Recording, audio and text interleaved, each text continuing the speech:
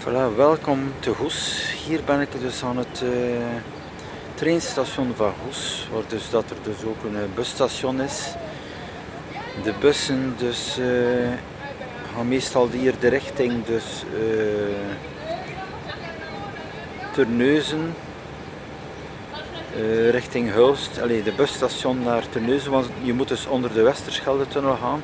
Ofwel de bussen dus die hier in de streek, in de regio dus rijden. Hè. Want alles wordt, de verbindingen zijn meestal voorzien dus met de trein natuurlijk.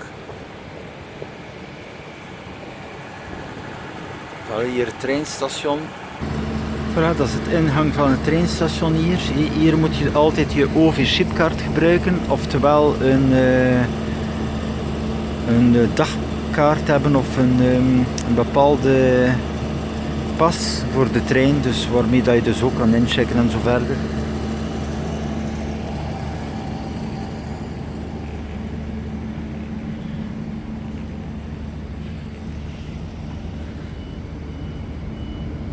Dus je hebt dus direct verbindingen hier naar Rotterdam en ook hoofdzakelijk dacht ik ook Amsterdam direct. Dus dat is naar Rotterdam ongeveer 1 uur en een half en naar Amsterdam, als ik me niet vergis, dacht ik een 2 uur en een half.